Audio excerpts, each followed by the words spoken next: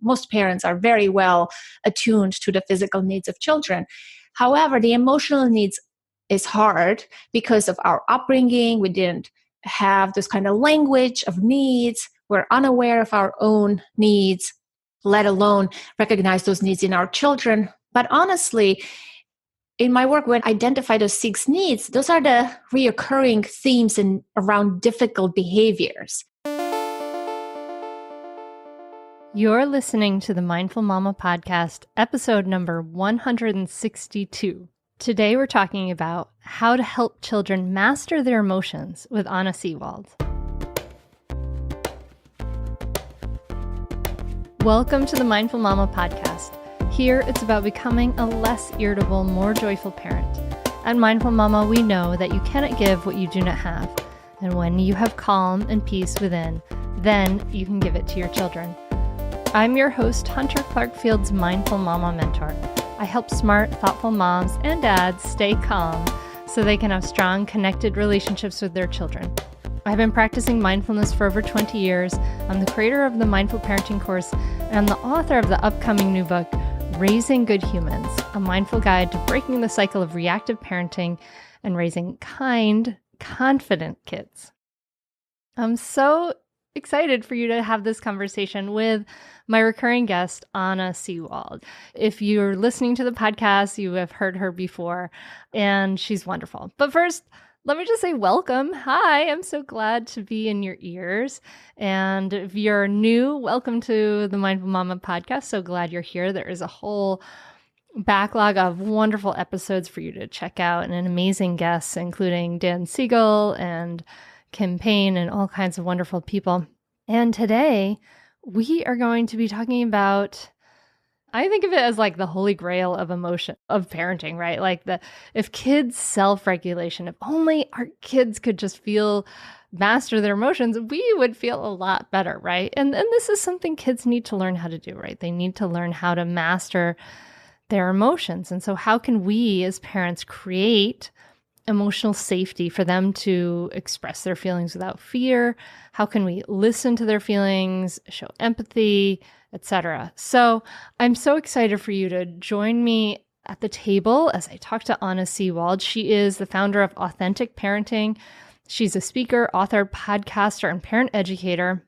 And I'm going to be letting you know that she has an event coming up, which is so cool. But coming up in this conversation, I want you to listen for a few key things.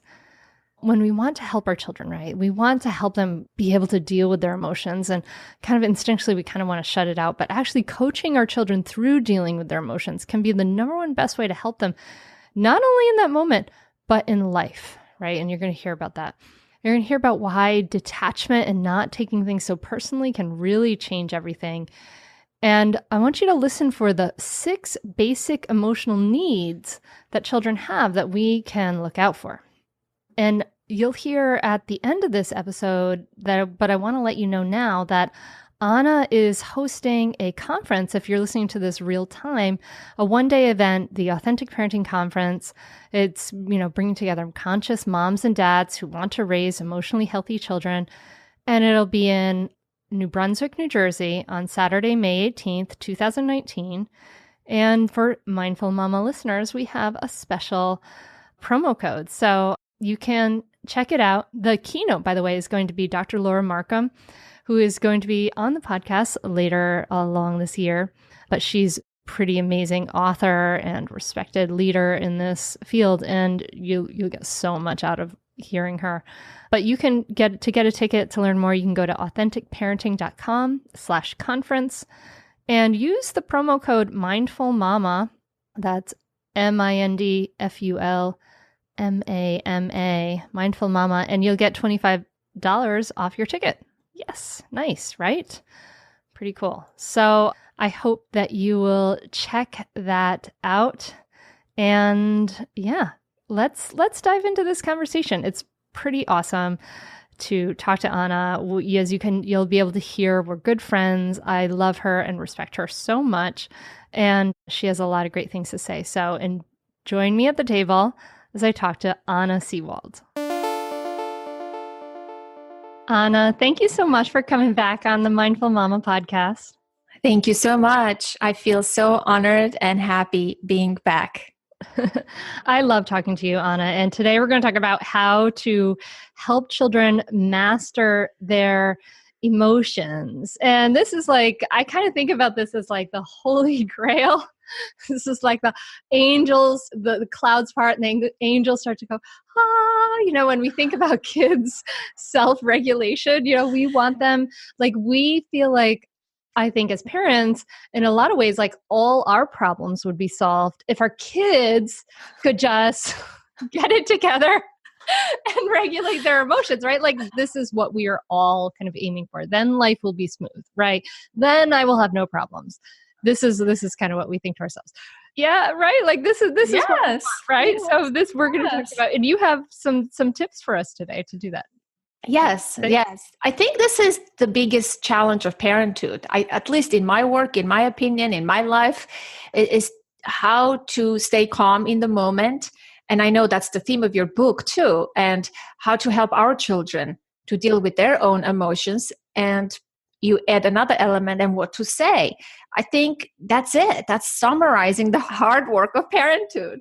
Yeah. Because when it's good, it's easy. When it's good, it's like great to be playing and all those stuff. So yeah, we have to kind of dive into these things. And it's hard for a reason, because it's not easy for us to regulate our emotions, right? Like I always tend to say these things start with us, right? With our modeling, things like this. So when you talk to parents about how to help children master their emotions, where do you start? Do you feel like it starts with us in that same way? Yes, I start with the parent for sure. Yes, but otherwise it won't work.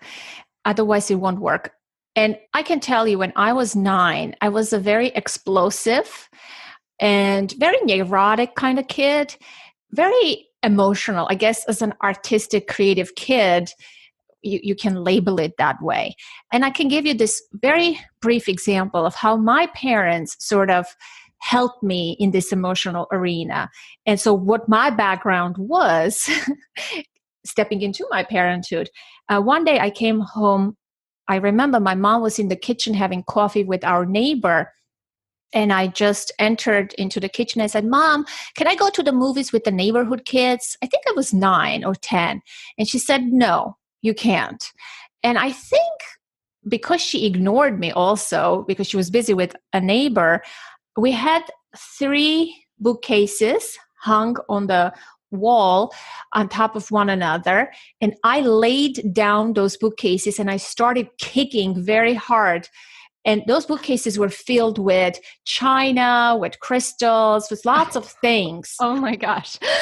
As I am kicking and screaming, I'm throwing this huge tantrum as a 9-year-old, which is so not typical if your parents raised you properly.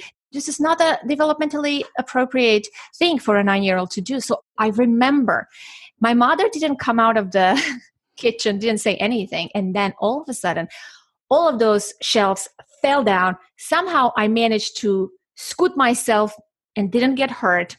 And my mom comes out of the kitchen and she says, "Wait till your dad comes home." Oh no. Oh no. So that's my emotional upbringing. That's the lesson. And I'm not blaming my parents. That there was a lot of love and care and nurturing. Don't get me wrong, but that's my language for emotions. Then I worked with emotionally disturbed kids later in life and all of that. Before you go back to that, I just want to say that's really typical. Like she was really doing the best that she could in that moment. She was like, OMG, look what is happening. I mean, if it were me, I would be about to like blow my brains out. I mean, I would be so angry. And she held it together to just say, "Just wait till your dad gets home."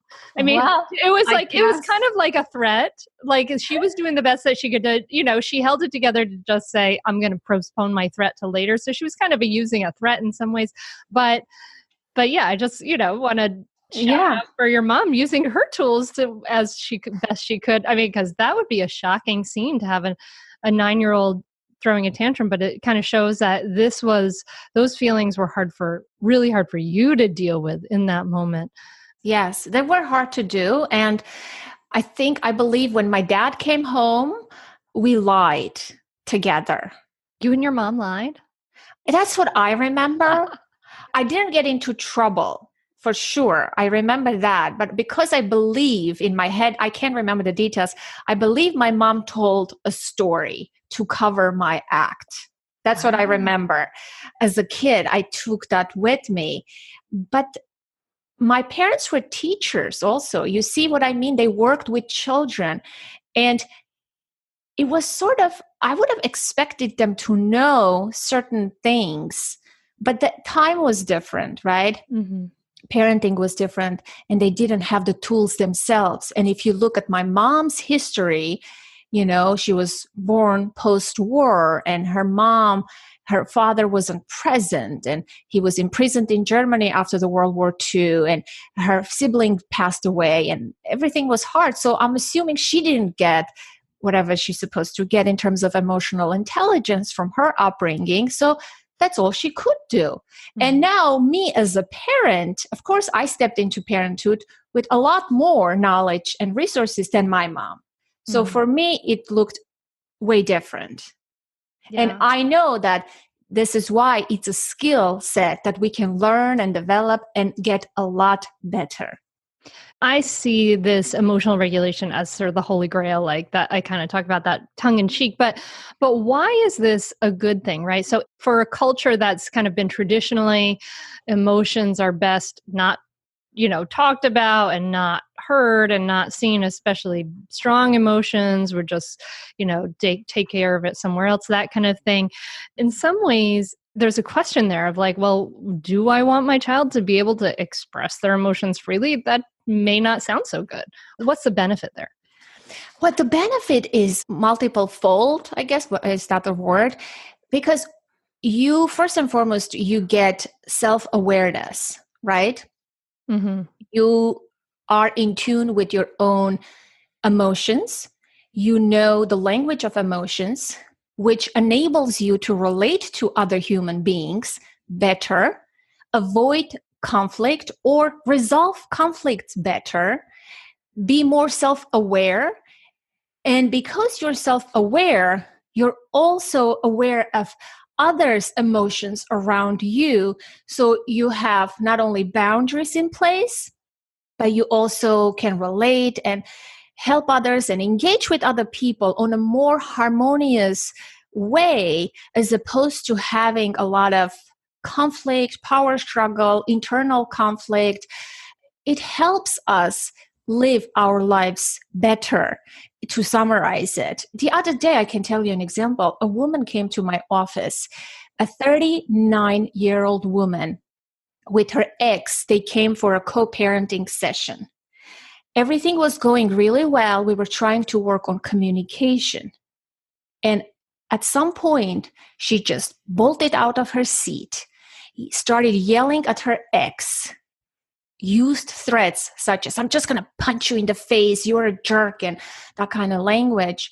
Wow. And she just opened the door without saying anything to me or to him. She just left like that with this huge explosive scene left behind.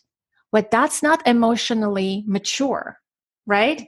Yeah, she's like stuck at your 9-year-old level, or younger. Yeah. And this is exactly why we want to help our children to learn the ABCs of this emotional coaching so that they can have better lives, can get along with other people, because it's not only hurting other people, her actions and her behavior. She's in this custody battle, in this court system, but it's also hurting herself. Mm-hmm. Right? First and foremost, she's suffering. She's suffering enormously. Yes, she's suffering. That is why it's important to help our children. I also want to interject here too, that like, as we move into the future, and a lot is said about, there's a lot of worry about what will our children do in the future. There's automation and all the jobs are changing and everything's really different. And the soft skills, like we call this sort of rather than technical sort of hard skills, the soft skills of relating to other people, being able to do that well, are probably going to be the most important skills possible in a future that's really unknown. And so these skills are not only like just to have a better life and to be a happier human being and to be able to handle the inevitable waves of emotion, but they even can help our kids with their success too. I absolutely agree. In a workplace, when I say happy and successful, that's what I mean, like globally. And I don't like the term soft skills because it makes it sound as if it's not as important, which I think is very important. I think the most important. I, for example, am more interested in my daughter having quote unquote soft skills than succeed academically, truthfully. When I see her report card, I'm interested in her skills. How is she, does she have empathy for other kids? Is she respectful? Does she handle conflict? The math, the gym, the music, it's all good. I think this human social skills is what's important. And we know, Hunter, from the latest research that today's teenagers, today's 15-year-olds have the social and emotional development of that of a 6 to 8-year-old 30 years ago. And you mentioned screens. You mentioned our virtual life and this digital communication. It erodes the human relationship. It sort of handicaps children in a way that they cannot exercise their social emotional skills because of our current lifestyle and tech and everything. And plus, we also notice in our society impoverishment of relationships in our children's lives. In the past, people lived in villages and tribes, and everybody was there to help you with your parenting, but also your child had access to a large group of people other than the nuclear family to practice their social emotional skills. Today, we don't have that. So our children are growing up with this impoverishment of relationships to begin with. And now, more than ever, we need to focus on this emotional coaching, emotional development. I think it's critical. Oh yeah, and they're talking about the loneliness gap. Like 1 in 4 people said they didn't have any person they could talk to, and the relationships, so it can add like 10 years to your life, whether you have happy relationships or not. I mean, so this is one of the strongest predictors I know. So let's talk about how do we get our kids to be able to master their emotions? What's step 1? Where do we start? Yes, besides doing the preliminary work of dealing with our own triggers, trauma, let's just put that aside, right? Because you talk about that on your podcast a lot. Let's focus on the foundation. Yes, let's talk about the kids today. So perhaps we can use an example. Would that be appropriate to deconstruct on an example? Yeah, sounds good. Okay, so our days are filled with lots of examples, and not all scenarios with our children, you can practice those skills, right? The ones we're talking about. And it's okay. I think choosing to address the most important issues when it comes to this emotional coaching is key. That's like premise for parents. You don't have to exhaust yourself and try to empathize and validate and do all those things for every situation possible in your parenting. You'll be completely burned out. I would say choose wisely, attend to the most important issues. And as a parent, what issues your child faces and what are the important ones. The first step would be, let me give you an example from my life. So my daughter, a couple of years ago, came home and she said, I need a unicorn headband. Well, it starts off like that. I want a unicorn headband. And I said, no, you have so many headbands. I'm not going to get you a unicorn headband, rejection right away. She's like, no, I really want a unicorn headband. And she's like persisting. And then after some time, why do you need a unicorn headband? Blah, blah, blah. Because my friends have it. I want to match. I want to do this. And she was just getting really emotionally worked up about a headband. And I was puzzled. What's going on? But then a few days later, it turned out it was not about the headband at all. She had other issues going on underneath, which at first I didn't see. our children give us clues. Whatever bothers them, they sort of give us clues, but we sort of miss the first 2 days of those interpretation of those signs. But when the third day I sat down and I said, come over here. This headband issue seems very important to you. What's going on? She said, well, 2 friends in her class are together and they both have headbands, unicorn headbands, and I want to be part of that gang. And in her mind, as a child, she thinks if I get a unicorn headband, they will accept me as well. So this was a deeper issue for her to be accepted by this 2 friends, group of friends. And we talked about it, we analyzed it. In the beginning, what I did is listened, a lot of listening. I think the first step is to be present, to be available, to be present, and not reject your child with saying, no, I don't want to talk about this. I don't want to hear. That would be first. So we want to be accepting. We want to accept them. We all talk about, we say we want unconditional love. We want to show, but we have to accept them even when they're being annoying and frustrating as well. Show them acceptance even in those moments, right? Yes, that's the first step. And then you could sit there and you could listen. Sometimes just the listening by itself can help the situation. It depends how, what stage your child is. Sometimes you can say a few things such as, I know how frustrating it is for you right now, honey. A statement like that, sort of summarizing and validating the experience that the child is going through. But in order to do that as a parent, I have to ask myself, what is this about? What is the underlying emotion that's driving this behavior? What is this unicorn headband about? Acceptance by her peers and things like that. So how does my child feel then? Rejected, not accepted. Oh, now I can use that and validate her feelings. It hurts when 2 children are, 2 of your friends are together and you feel like you don't belong. So you could use words like that to illustrate her inner experience, sort of bring it to the surface and make it more palpable. And the child, if it is the right experience that she's going through, she will say yes and corroborate. If it's not, that's okay too. You can get another shot. You sort of hypothesizing this experience. And of course, you're not a mind reader as a parent, and you may say something, oh, you're so sad because, they did this and they didn't invite you. No, that's not it, Mom. And in that moment, you can say, okay, that's not it. So what is it? Yeah, they'll let you know real quick if you get it, if you guess wrong. In mindful parenting, we call this reflective listening. Just kind of reflecting back. Active listening. The feelings, the emotions. Some people call this emotion coaching.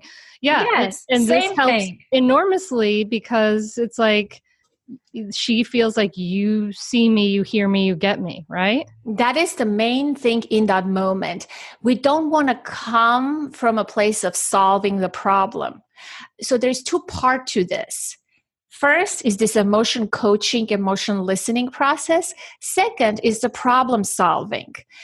When it comes to the problem solving, I really want to encourage parents to stay away from the process as much as possible and be a little passive facilitators, because I want to give the child a chance to come up with her own idea, solution, resolution for her own problem and her own inner conflict. Because imagine you do this wonderful job of listening, validating, empathizing, and sort of creating this emotional safety and helping your child. And then in the end, you say, okay, so don't talk to that girl anymore. You offer a solution like that. It just doesn't feel good. You are undoing the wonderful work you've already done.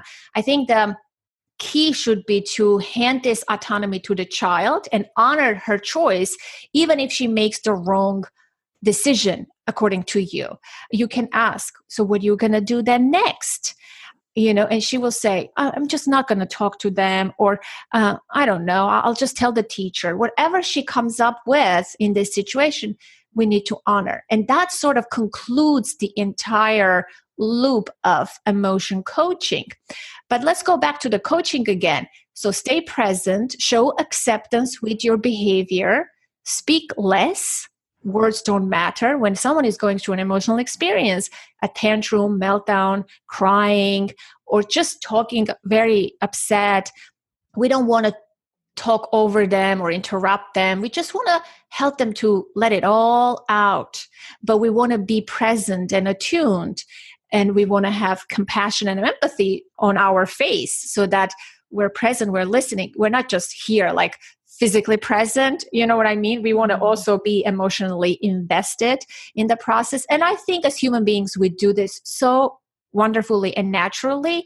We do this better with adults than with our kids somehow. I don't know why.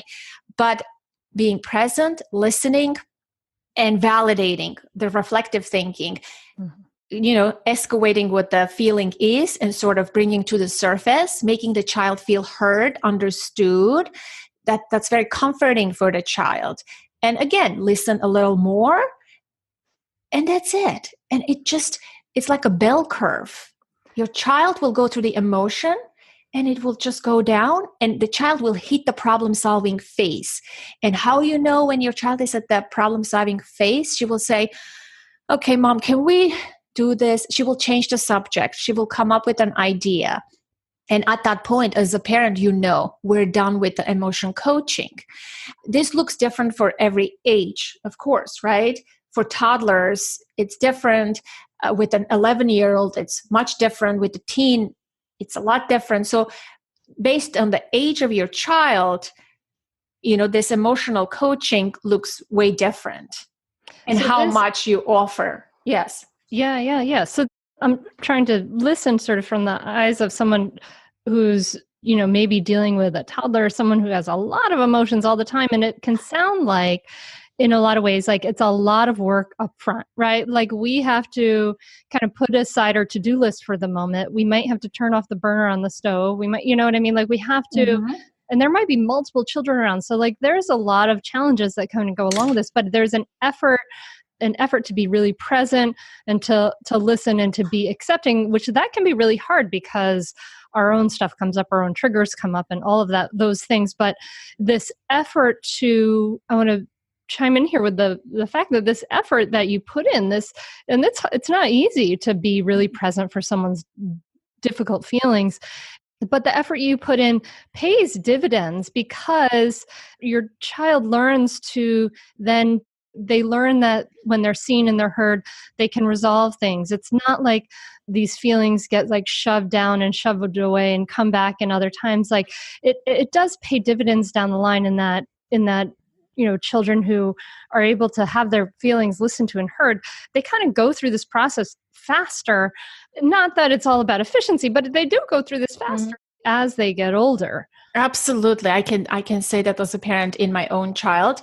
And also they feel more empowered.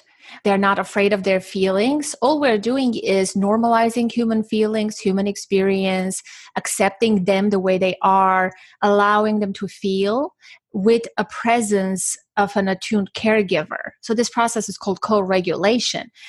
And as a result, your child will feel able, capable, empowered, not afraid of feelings. He or she will go through the experience and get out on the other side and not be scared of the feelings when they rise another time, like a similar situation, because you helped your child. This is a little bit of work in the beginning of parenthood. But for example, now my daughter is almost 11. I don't do this elaborate work because she has internalized the process already herself. I'm not saying we don't have emotional moments, don't get me wrong.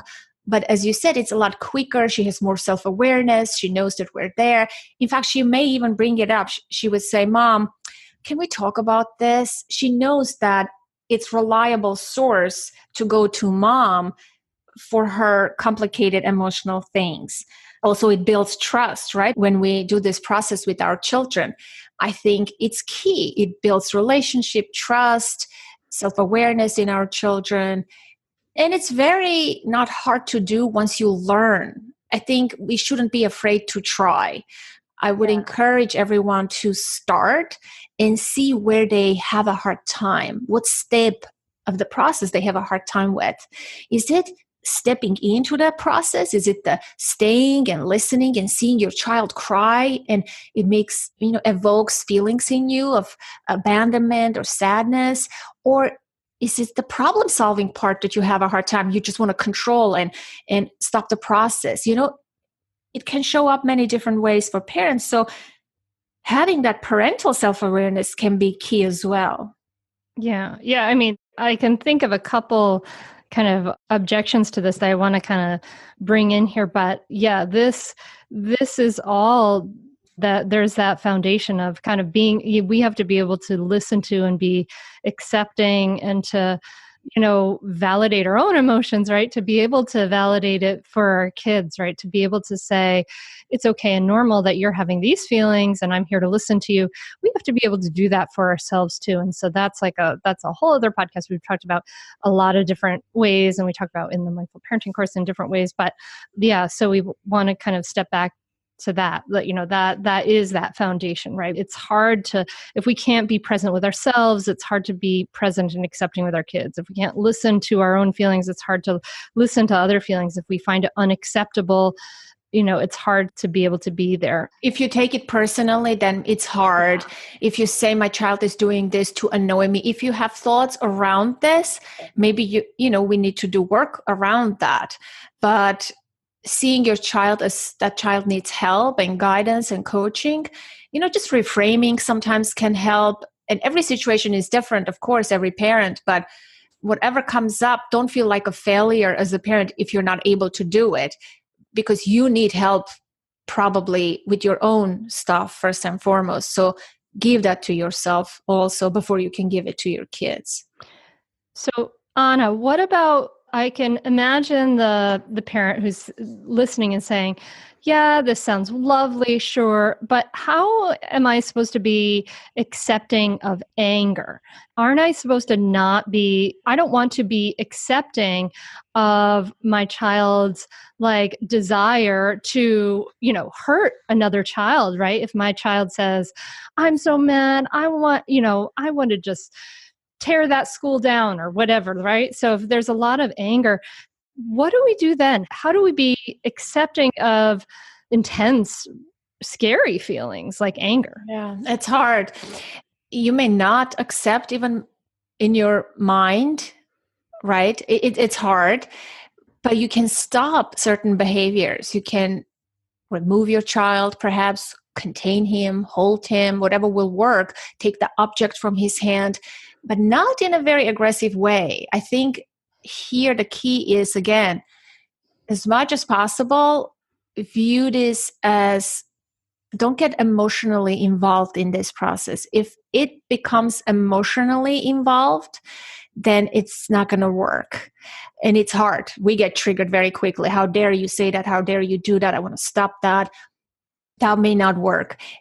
But if you remove yourself sort of emotionally from the situation, if as much as possible, detach yourself and view this as a project that you're helping. Let's say you're a kindergarten teacher.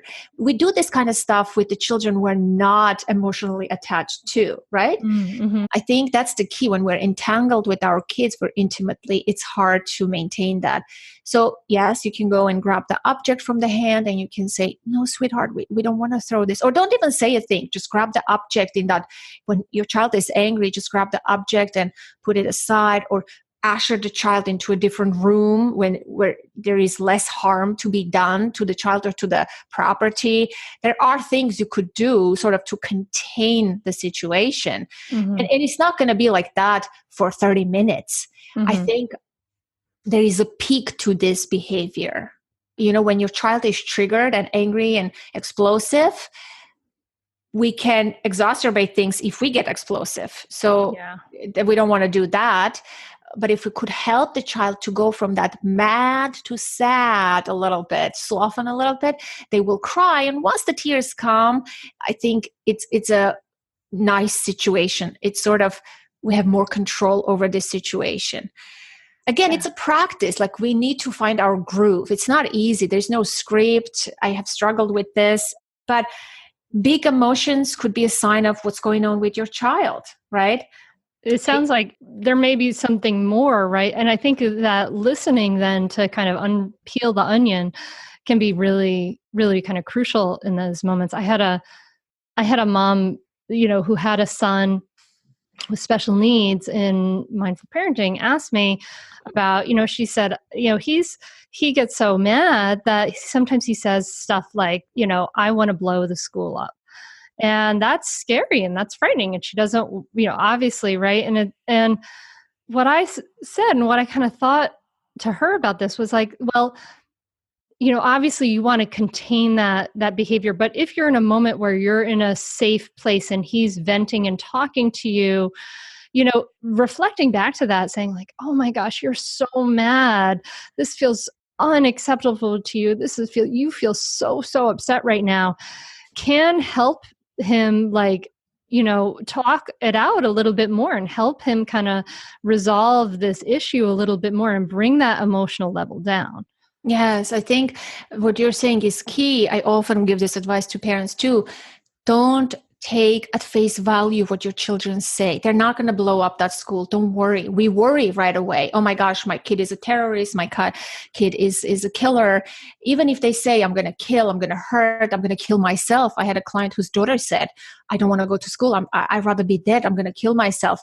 Now, I'm not saying minimize it, take it seriously, but don't take it to heart that they're going to do that. Don't believe in the statement. Look underneath the statement. What drives that?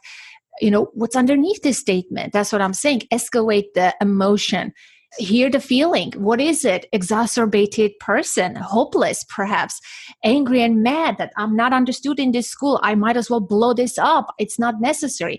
That's what I hear underneath. I don't want to address the sentence of, no, you can't do that. That's not a nice thing, blah, blah, blah, blah, blah, blah, da, da, da. Then you're in a dead gridlock situation, which is not helpful. Always look underneath and see the emotion. Yeah. And there'll be time later to say, if we can talk out those feelings, then there's time later to say, hey, when you said that thing, I felt really scared because that is a really serious thing. So we can talk about those other things after the intense feeling is kind of passed. Like you said, like that bell curve, like that wave. Yeah, absolutely. Absolutely. Because we all do extreme things when we feel big feelings and threatened. Our threat system is triggered. And so you do and say things later you realize. My daughter sometimes says things or does things, and later she comes and apologizes. She understands. The other day, in fact, she's like, you're so disrespectful, mommy. You don't do this for me. Some silly stuff. The reasoning is not really valid, but she feels disrespected. I don't know if that's her own inner experience. She expressed it that way. She's like, I feel disrespected, mommy. And I didn't even address that at that moment. We didn't have time. This is another thing you can do. We were in the car. We were in a process of moving. I don't have time to address my child's feelings now, but that doesn't mean I can shut her up. So I acknowledge that she has some issues with me, and we sort of put a pin on this issue and sort of moved on. So I said, it sounds like, there's stuff going on, like you feel like you're being disrespected, but truthfully, right now, honey, I don't think I have the time to talk with you and address this. We have to readdress this topic. This is important to me. I don't want you to feel disrespected by me. So I think that was enough to tell her, I acknowledge you, I see you, you're upset with me, but sorry, I'm a human being. We cannot resolve this. And we addressed it later. So that's another point. When you say you're going to do something, do something. And it was okay. She actually apologized and she said, no, I didn't really mean that, mommy. I was just upset. And that's why I chose that word, disrespectful. You're actually a very loving mom. Aww. So like she understood that she said that in the heat of the moment. So it's important not to address the words. Yeah. No, I appreciate that. And the acknowledgement piece, just saying that first, rather than just saying, I don't have time for this right now, allowed her to say, okay, I have a couple sort of objections for you that I want to kind of throw in here, because I know that these questions come up. So The first one is kind of bringing it back to sort of younger kids, right? What if it's big feelings in the grocery store because you can't have the, like gummy bears or whatever, right? So what do we do when we're in a public place and these big feelings are coming up and we may not have time to be present and listen and problem solve because there's people around who don't want to hear my kids screaming? Yes, of course, that is not the right setting. Yes, I wouldn't say do this process with your kid in a public setting. No, if that moment calls, but again, you don't have to be abrupt and harsh in that moment. You cannot do emotion coaching step by step, but you also don't want to be this harsh, abrupt, which we tend to do in public places. Everybody is watching, so it's like hard to be gentle and compassionate, right? That's a skill I think we can all develop. Like, what can I do ahead of time? I would say visualize an ideal situation. How would you like to handle this situation? You're not able to do emotion coaching, but what would you rather do instead? If it's a small child, maybe pick your child up, scoop your kid into your arm, just pat the head and say something. Oh, you're so tired. We're going to go home soon. We're going to go home. And the child is crying and melting down. Maybe that's a response. If your child is like on the floor, throwing a big tantrum, running away, that calls, physically bringing him closer to you so he doesn't hurt himself or, do something in the store. But you don't want to give in, right? You don't want to say, okay, here is a gummy bear. Well, maybe some days you could, to avoid a really, really big meltdown. You can say, okay, whatever. We're not buying the gummy bear, but I'd rather buy you this, something more acceptable. Again, you have to be creative in the moment. I say, but practice ahead of time a possible outcome. What would you be able to do in your mind? Sort of visualize and rehearse. So when the time is right, you could reach into your toolbox and hopefully practice this mindful approach, but not necessarily emotion coaching step by step, but not being abrupt also. You know what I mean? Yeah, I hear you. And all of this, of course, points back to our own self-care, our own mindfulness, to be able to be grounded enough, to not take it personally enough, to be able to say, have that boundary and keep it. Like you said, don't give in is really, really important. I have some family that's close to me where they did give in to a child who had a lot of intense screaming, and it was really problematic as she got older. What about the other question I have, thinking about sort of objections to this? What about when we start to listen to and acknowledge and be present for our kids when they have a problem and they're starting to feel heard? And then they start to maybe use that for attention, and they start to suddenly have a lot of problems that need a lot of listening to. What might you say to a parent in that situation? That's an interesting question. I would say look at your relationship, then at the general quality of your relationship with your child. Why is she feeling insecure in that relationship? That is she feeling insecure that she's asking this emotional support frequently, or perhaps she likes you in that state because you are at most beautiful, at most supportive way as a mom. Maybe you can talk about this even. You can voice it, right? I think we all get into patterns with anybody we interact with. Like my daughter, for example, if she wants to be playful and play with my husband, she starts to annoy him to this day. And she does really annoying things, and he gets annoyed. And I asked her, I said, why do you, like trigger daddy? Like he's working. Why do you do all those annoying things? She's like, because I want to play with him. I said, aha. I said, have you tried just asking him directly, Daddy, I would love to really play with you?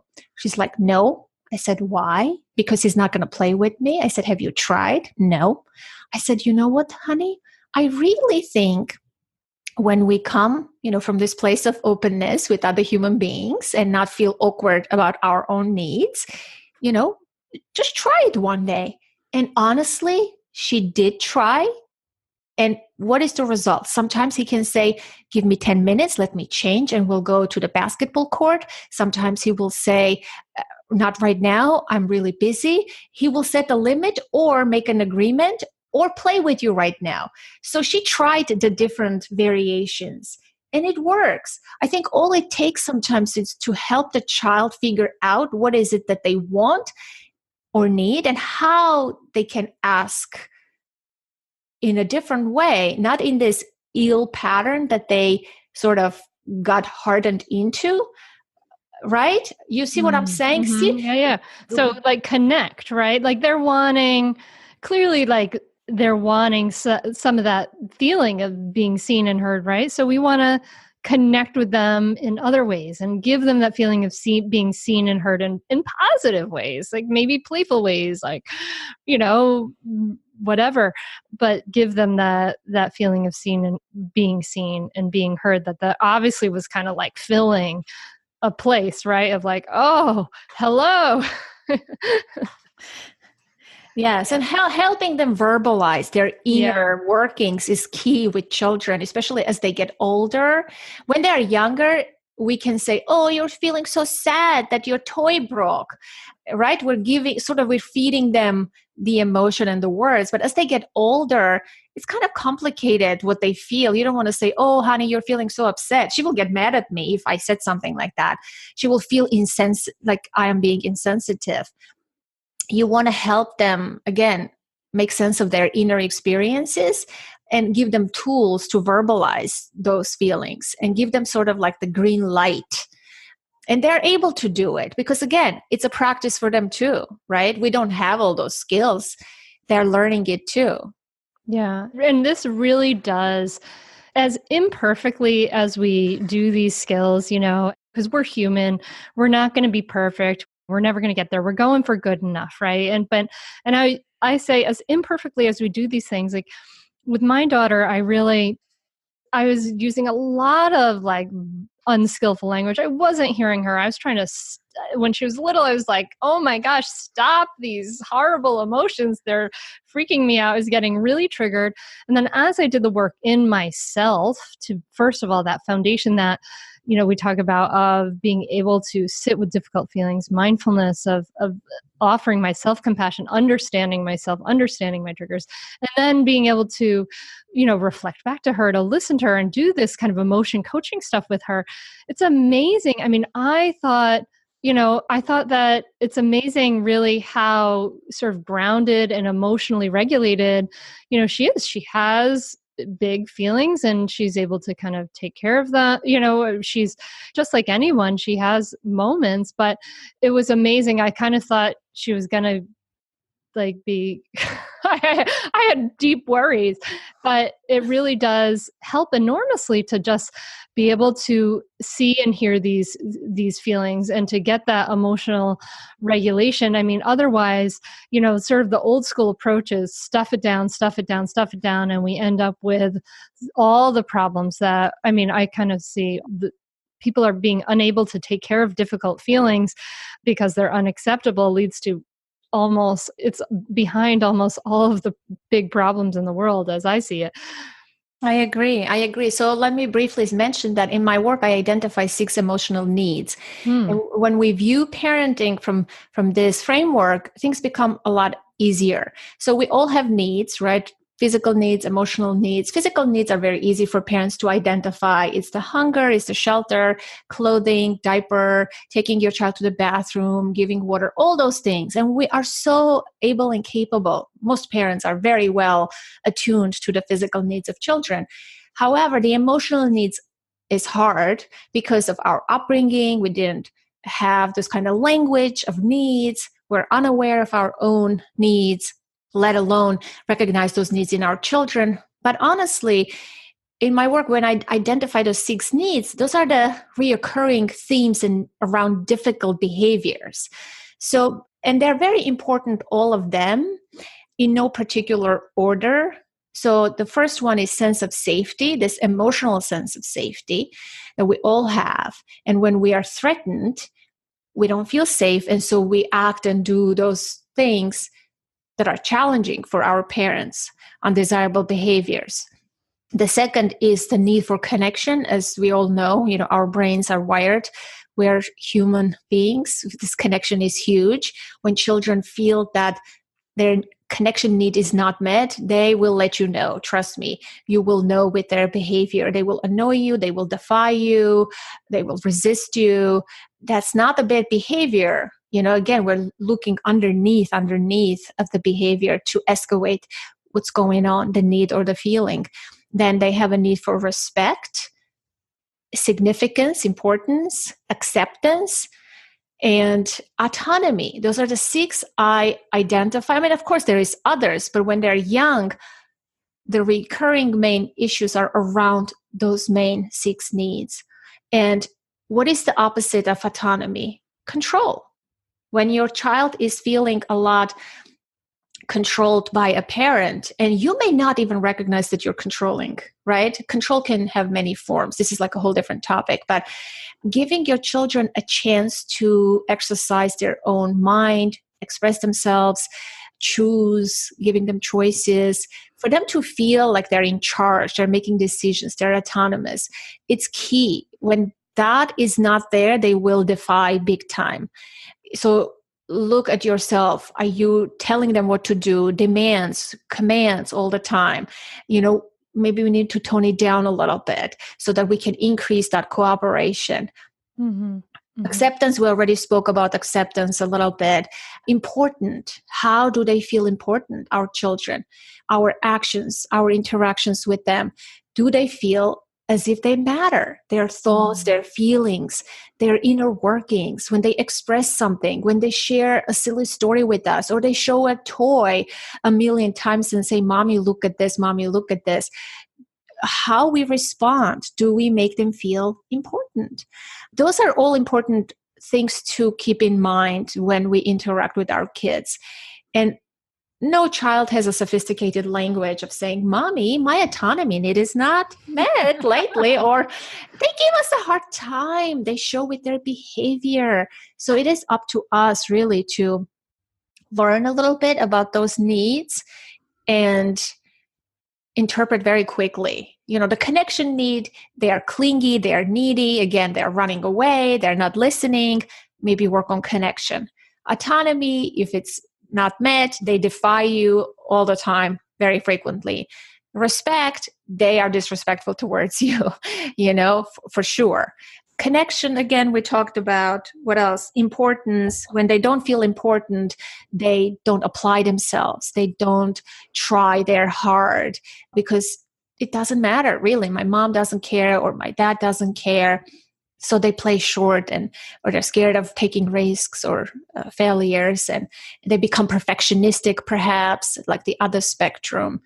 So paying attention to those needs, I think, is key. So how can you identify in day-to-day interaction with your children, what need is your child lacking in this moment, or what need is he speaking from when he says or does a specific thing? Yeah. That would be a challenge for you, the listeners. Kids who act badly feel badly. So let's look at these needs: safety, connection, respect, significance, acceptance, and autonomy. I love this. Thank you so much, Anna, for sharing these with me and the listener. And I love this. I mean, so we talked about the benefits of mastering emotions, how to emotion coach, how to listen through the emotions, some of the challenges and things that come up. This is going to be an incredibly valuable episode, and I encourage you to listen again, dear listener. I'm sure you'll get more out of this. Anna, where can people find out more about you and what you're doing in the world? Oh, and the conference. We want to share about the conference that you're going to be doing. So if you're listening to this in real time, you can check out Anna and meet Anna in person at her conference. So I'll let you tell them that. Yes, May 18th. It's a Saturday here, New Brunswick, New Jersey, Authentic Parenting Conference. We're bringing mindful mothers and dads. We have some dads who registered, which I'm very happy about. We have our keynote speaker is Dr. Laura Markham, author of Peaceful Parent, Happy Kids. I'll be speaking about emotions, and we have facilitators and other speakers. The whole theme of the conference is twofold. What we're talking about, basically, the parent, we're going to help the parent to become calm, mindful, and respond rather than react.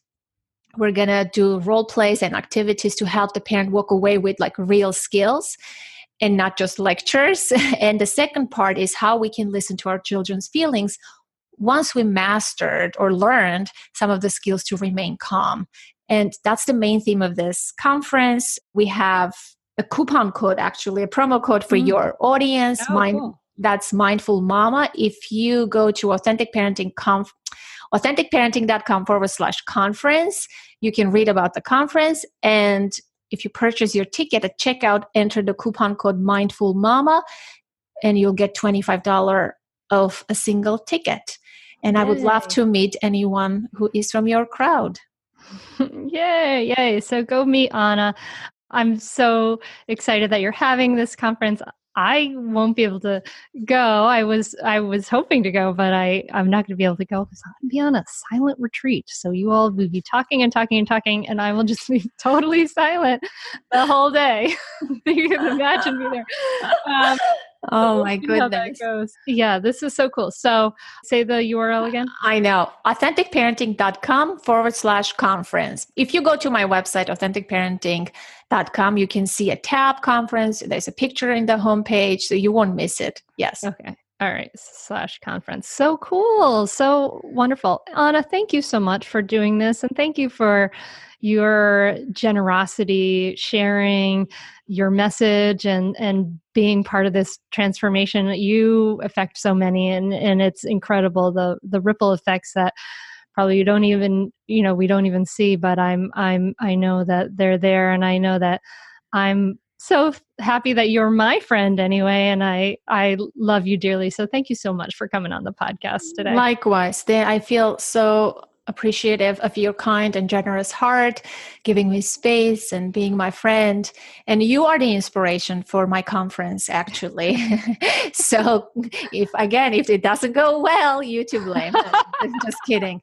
So you are inspiring people, parents, and other educators and people who do this work. So thank you so much for what you do. And it's just so fantastic that we have connected in this world. I truly value relationships. I really do. So thank you.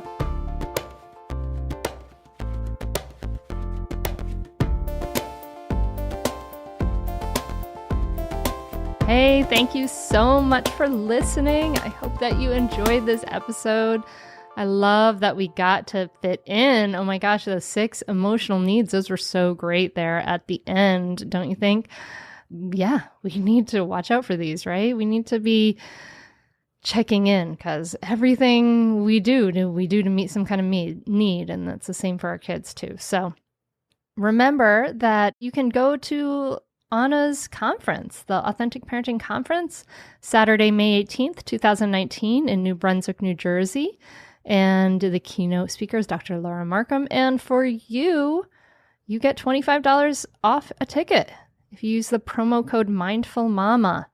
Just go to authenticparenting.com/conference and you can use that code. That's Mindful Mama code. I wish I could be there. Like I said, I'm going to be silent all day long. You can tell how much I like to talk. It's going to be tough for me to be silent, I think. I'll let you know how it goes, the silent retreat. All right. So I'm wishing you a beautiful week. If you have questions, you're always welcome to email me at hunter@mindfulmamamentor.com. Reviews of the podcast help so enormously wherever you listen. You might listen to it on Apple Podcasts or on Stitcher or whatever. Leave a review for the podcast and share it. If you thought this episode was helpful, it is such a great help to us, myself and the team that puts on this podcast.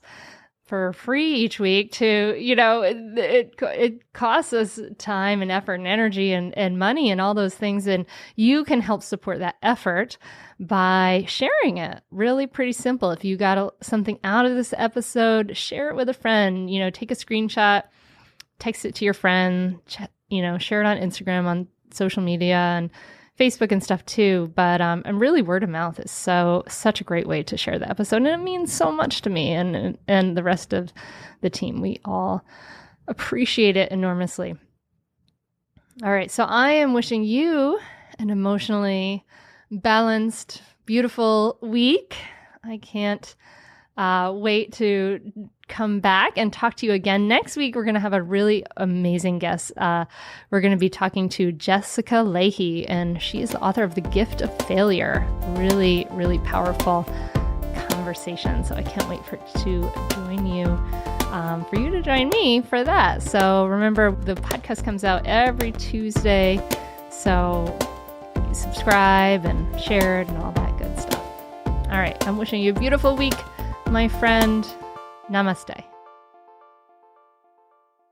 Do you put yourself last? Do you feel guilty for taking care of yourself, or going to the gym, or making time for meditation? It's time to let go of this harmful mommy martyr mindset. It's time to reclaim your time, your sanity, and the energy that you bring to the world and your family. I'm so excited to let you know that I'm offering a free live training called the Unmartyr Yourself Challenge. And over 4 days, you're going to learn to make time for yourself, speak your truth skillfully, destroy mommy guilt, and improve your relationships and thrive without ever being selfish. So I hope you'll join us. It's at mindfulmamamentor.com/unmartyr. That's mindfulmamamentor.com/unmartyr, UNMARTYR. As soon as you sign up, you'll get instant access to the Unmartyr Yourself self-care assessment.